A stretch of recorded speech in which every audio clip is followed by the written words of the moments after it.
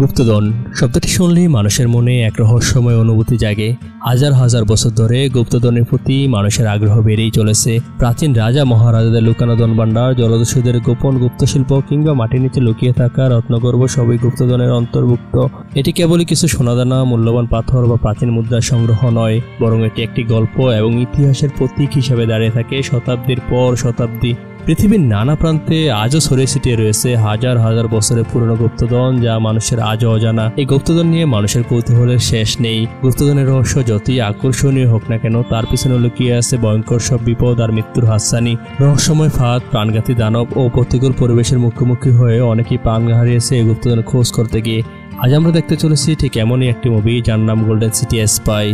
চলো আর কথা না বাড়িয়ে শুরু করে দিই আজকের এই মুভির এক্সপ্লেনেশন। এবং শুরু করার আগে দয়া করে একটি রিকোয়েস্ট, চ্যানেলটিতে সাবস্ক্রাইব করে দিও প্লিজ। গল্পের শুরুতেই সিমাকংকে দেখানো হয় সে একজন গুপ্তধন সন্ধানকারী হিসেবে সবার কাছে বেশ পরিচিত। পুরনো মানচিত্র, প্রত্নতাত্ত্বিক চিহ্ন এবং রহস্যময় লিপি বিশ্লেষণে সে ছিল অত্যন্ত পারদর্শী। হাজার বছর পুরনো ধ্বংসপ্রাপ্ত নগর থেকে গুপ্তধন খুঁজে বের করা তার কাছে ছিল বা হাতের ব্যাপার। জিয়ং নামের একজন গ্যাং যখন জানতে পারে গুপ্তধনে ভরা সেই গোল্ডেন সিটি সম্পর্কে, তাই সে যে কোনো মূল্যে সেখান থেকে গুপ্তধন হাতিয়ে নেওয়ার পরিকল্পনা করে, যা ছিল গভীর পাহাড়ের নিচে অবস্থিত এক রহস্যময় প্রাচীন নগরী, যেখানে লুকিয়ে আছে অগণিত ধনসম্পদ, বিশাল স্বর্ণমুদ্রার ভাণ্ডার, রত্নখচিত মুকুট, প্রাচীন যুগের অলংকার এবং মূল্যবান হীরাখণ্ড। একবার তা পেয়ে গেলে সে হবে পৃথিবীর সবচেয়ে ধনী ব্যক্তি। তাই সে অনেকবার সেই শহরে প্রবেশ করার চেষ্টা করেছিল গুপ্তধন ছিনিয়ে আনতে, কিন্তু সে বারবারই ব্যর্থ হয়ে গেছিল, কারণ সেখানে রহস্যময় ফাঁদ আর প্রাণঘাতী দানবের সাথে লড়াই করে কেউই আর বেঁচে ফিরেনি। একদিন সে যখন সিমাকং সম্পর্কে জানতে পারে, তখনই সে বুঝতে পেরেছিল এই কাজ সিমাকংকে ছাড়া কেউই করতে পারবে না। তাই সে প্রথমে সিমাকংকের গার্লফ্রেন্ডকে অস্ত্রের মুখে জিম্মি করে সিমাকংকে ব্ল্যাকমেল করে। তাকে বলে সে যদি স্পাইডারের রাজ্য থেকে তাকে গোল্ডেন সিটির চাবি না এনে দেয়, তাহলে সে তার গার্লফ্রেন্ডকে মেরে ফেলবে।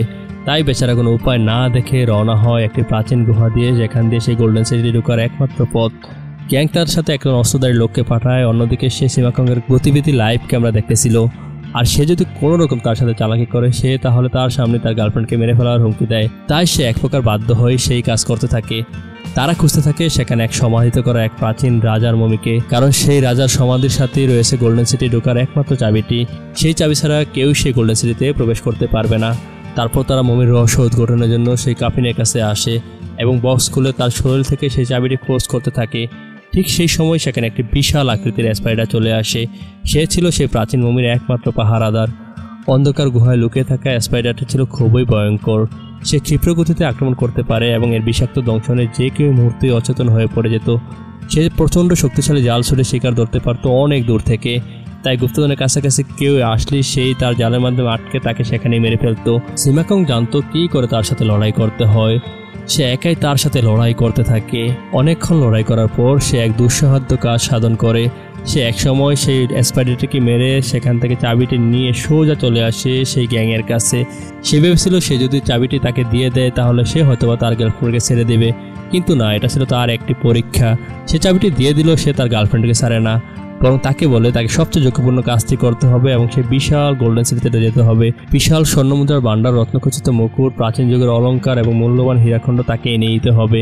কিন্তু সে এই ঝুঁকিপূর্ণ কাজটি করতে চায় না, কারণ সে জানতো অন্য সব জায়গা থেকে সেই গোল্ডেন সিটি ছিল একেবারেই আলাদা।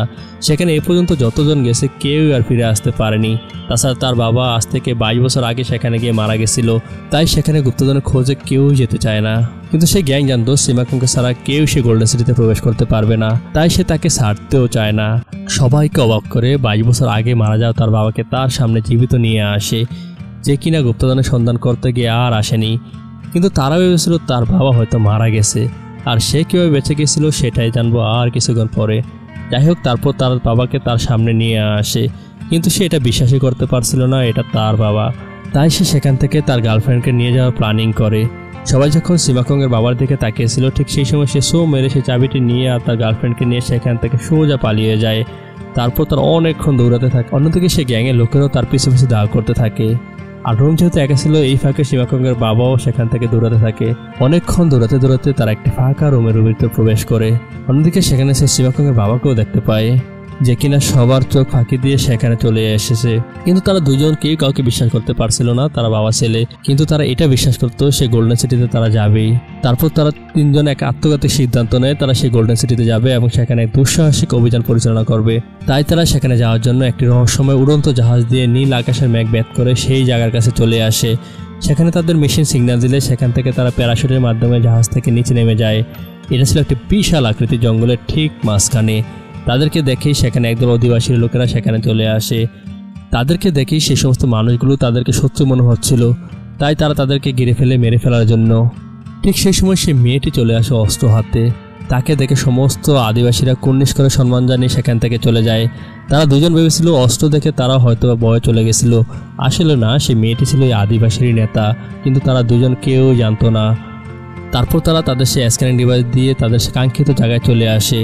এটা ছিল বিশাল আকৃতির একটা বট গাছের নিচে। তারপর তারা এক এক করে তিনজন সেখানে প্রবেশ করে, কিন্তু আশ্চর্যজনকভাবে তারা প্রবেশ করার পরে অটোমেটিক সেই শিকড় দিয়ে বট গাছটি আটকে যায়। তারপর তারা মাটির নিচ দিয়ে অনেকক্ষণ হাঁটতে থাকে। হাঁটতে হাঁটতে হঠাৎ একটি দুর্গের সামনে চলে আসে। এটা ছিল সেই গোল্ডেন সিটি ঢোকার একমাত্র দরজা। তারপর তারা আস্তে আস্তে করে খুব সাবধানে একটি দরজা খুলতে থাকে, কিন্তু সেখানে সবকিছু কেমন আশ্চর্যজনক মনে হচ্ছিল। কেউ বুঝতে পারছিল না এই চাবিটি আসলে কোথায় প্রবেশ করাবে। ঠিক সেই সময় সীমাকং সেখানে থাকা একটি মূর্তির ভিতরে সেই চাবিটি প্রবেশ করায়, আর সাথে সাথে আরেকটি দরজা খুলে যায়। একের পর এক দরজা খুলতে থাকে, আর তারাও গোলকধাঁধায় আটকে যায়। আর সেখানে অনেকগুলো মূর্তি একই রকম ছিল, কিন্তু আসলে কোনটা জীবিত সেটা তারাই জানতো না। ঠিক সেই সময় তারা সেই কাঙ্ক্ষিত মূর্তিটি পেয়ে ফেলে এবং সীমাকং একটি ড্রপ থেকে কিছু তরল পদার্থ বের করে দিলে সাথে সাথে সেই গোল্ডেন সিটি জীবিত হয়ে যায়। তারপর তারা খুঁজতে থাকে। ঠিক সেই সময় তাদের কাছে একটি লেজার স্ক্যানার ছিল, যা দিয়ে তারা দরজা খুঁজে পায়। তারপর তারা তিনজন মিলে সেই গোল্ডেন সিটিতে ঢোকার একমাত্র দরজাটি খুঁজে পায়। তারপর তারা সেখান থেকে সেই পাথরটি সরালে তারা দেখে সেটা ছিল আরও অনেক বেশি গভীরে। তারপর তারা সেখানে যাওয়ার জন্য প্ল্যানিং করতেছিল, আর ঠিক সেই সময় সেখানে অনেকগুলো স্পাইডার তাদের সামনে চলে আসে, আর সেখানে সেই স্পাইডারগুলো তাদের উপর আক্রমণ করতে থাকে। তারপর তারা এক এক করে সমস্ত স্পাইডারের সাথে লড়াই করতে থাকে, কিন্তু স্পাইডার অনেক বেশি হয়, তারা কোনোভাবেই তাদের সাথে লড়াই করতে পারতেছিল না। এবং একটা সময় পরে সেই স্পাইডারগুলো যখন তাদেরকে মেরে ফেলতেছিল, ঠিক সেই সময় সেই গ্যাংয়ের লোকেরা চলে আসে এবং গুলি করে সমস্ত স্পাইডারদেরকে মারতে থাকে এক এক করে। আসলে তারা যখন পালিয়ে এসেছিল, ঠিক সেই সময় গ্যাং তাদেরকে পিছু পিছু অনুসরণ করতে থাকে এবং সেও আস্তে আস্তে তাদের পিছনে চলে আসে।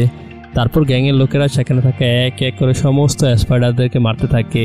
তারপর সেই গ্যাংয়ের লোকেরা তারা যখন সেই স্পাইডারের সাথে লড়াই করতেছিল, ঠিক সেই সময় তারা তিনজন তাড়াতাড়ি করে সে দরজা দিয়ে সে গোল্ডেন সিটিতে প্রবেশ করে। সেটা ছিল মাটির অনেক নিচে। মাটির নিচে এক প্রাকৃতিক অপরূপ সুন্দর শহর, যেন পরীর রাজ্যকেও হার মানায়। এই শহরটি অবস্থিত বিশাল এক গুহার গভীরে, যার চারপাশে পাহাড়ি ঝর্ণা শব্দ প্রতিধ্বনিত হয়। ঝর্ণাগুলো গুহার প্রাচীর বেয়ে গড়িয়ে পড়ে তৈরি করে স্বচ্ছ জলের হ্রদ। তারপর তারা স্ক্যানিং ডিভাইসের মাধ্যমে সেই গোল্ডেন সিটির সামনের দিকে আগাচ্ছিল। ঠিক সেই সময় সেখানে সেই গ্যাংয়ের লোকেরা চলে আসে, আর সেখানে তারা এক অদ্ভুত রকমের গাছের সামনে এসে দাঁড়ায়। ঠিক সেই সময় মানুষ থাকা গাছগুলো সেখানে থাকা তাদের শব্দ শুনে তাদের এক এক করে ধরতে থাকে এবং তাদেরকে আস্ত গিলে ফেলে। তারপর তারা কোনো রকম তিনজন সেখান থেকে তাদের বিরুদ্ধে লড়াই করে সেখান থেকে পালিয়ে যায়। অন্যদিকে গ্যাংও বুঝতে পেরেছিল সে সেই গোল্ডেন সিটির কাছাকাছি চলে এসেছে, তাই সে তার লোকদেরকে নিয়ে সেখানে থাকা সেই গোল্ডেন সিটি দেখতে থাকে। সেখানে সে গোল্ডেন সিটি দেখে তার মাথা একেবারেই নষ্ট হয়ে যায়, কারণ এত বিশাল স্বর্ণের মজুদ সে কখনো দেখেনি। যেখানে লুকিয়ে আছে অগণিত ধনসম্পদ, বিশাল স্বর্ণমুদ্রা ভাণ্ডার, রত্নখচিত মুকুট, প্রাচীন যুগের অলঙ্কার এবং মূল্যবান হীরাখণ্ড, যা দেখে সে একেবারেই আকাশ থেকে পড়ে। ঠিক সে সময় গ্যাং তাদের তিনজনকে ঘিরে ফেলে। তাদেরকে বোকা বানিয়ে তারা তিনজন সেখানে চলে আসায় তাদেরকে অস্ত্রের মুখে জিম্মি করে রাখে আর তাদেরকে মেরে ফেলার প্ল্যানিং করে। ঠিক সেই সময়ই সেখানে একটি স্পাইডার চলে আসে, যে কিনা এই বিশাল জিনিসের পাহারাদার ছিল। কিন্তু সমস্ত লোকজন সেখানে চলে আসায় সেই স্পাইডারটি অনেক বেশি বিরক্ত হয়ে যায়, তাই সে তাদের উপর হিংস্রভাবে আক্রমণ করতে থাকে।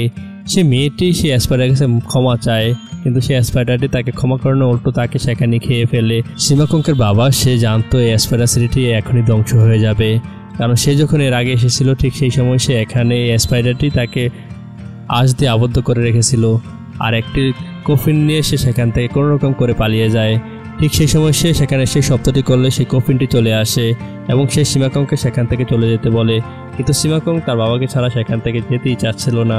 অন্যদিকে সেই গ্যাং তাদের দিকে অস্ত্র তাক করে এবং তাকে মেরে ফেলার জন্য। ঠিক সেই সময় সেই স্পাইডারটি সেই গ্যাংকে সেখানে খেয়ে ফেলে।